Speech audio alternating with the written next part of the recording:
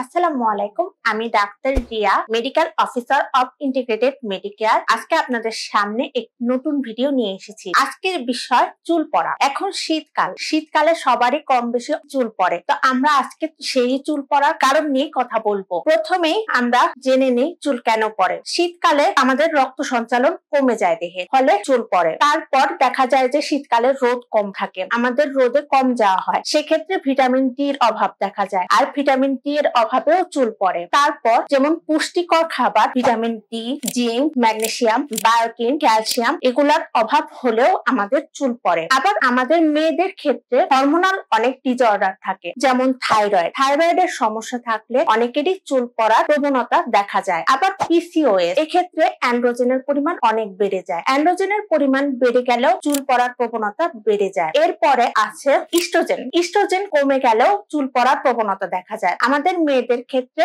Menopause বা গর্ভাবস্থায় ইস্ট্রোজেনের পরিমাণ খুবই কমে যায়, তখন আমাদের চুল পড়ার প্রবণতা দেখা যায়। ইনসুলিন রেজিস্ট্যান্স খুবই কমন একটা ব্যাপার। ইনসুলিন রেজিস্ট্যান্স দেখা দিলেও চুল পড়ার প্রবণতা দেখা যায়। আমরা অনেকেই ডিপ্রেশনে ভুগি, মানসিক স্বাস্থ্যের হানি হলেও আমাদের চুল পড়ার প্রবণতা দেখা যায়। মানসিক স্বাস্থ্য যখন আমাদের ঠিক থাকে না, তখন আমাদের কর্টিসলের পরিমাণ বেড়ে যায়। কর্টিসলের পরিমাণ বেড়ে গেলে চুলের ফলিকুলার আগের মতো থাকে না, ঘুমিয়ে পড়ে। একে টেলোজেন ইফ্লুভিয়াম বলে। তখনও চুল পড়ার প্রবণতা বেড়ে যায়। অন্ত্রের স্বাস্থ্য, আমাদের অন্ত্রের স্বাস্থ্য ঠিক না থাকলেও আমাদের চুল পড়ার প্রবণতা বেড়ে যায়। অন্ত্রের স্বাস্থ্য আমরা দুই ভাবে ঠিক করতে পারি। একটা গাট ডিসবাসিস, ভালো এবং খারাপ ব্যাকটেরিয়ার মধ্যে যে পার্থক্য থাকে, সেজন্য আমাদের চুল পড়ার প্রবণতা বেড়ে যায়। আবার যাদের লিকি গাটের প্রবলেম থাকে, ইনফ্লামেশন, সেক্ষেত্রেও আমাদের চুল পড়ার প্রবণতাটা দেখা যায়। তারপর বিভিন্ন অটোইমিউন ডিজিজ আছে, সেক্ষেত্রে চুল পড়ার প্রবণতাটা আমরা দেখে থাকি। যারা বিভিন্ন অটোইমিউন ডিজিজ যেমন রিউমাটিক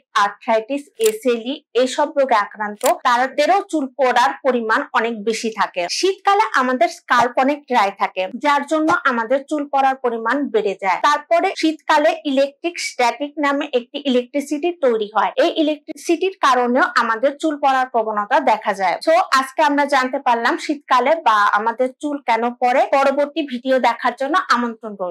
আমরা আমাদের ভিডিওগুলো জনস্বার্থে করে থাকি, আশা করি আপনারা এগুলো মানুষের মাঝে ছড়িয়ে দিবেন এবং মানুষকে জানার সুযোগ করে দিবেন। আর চ্যানেলটি সাবস্ক্রাইব করে লাইক দিয়ে সাথে থাকবেন। ধন্যবাদ।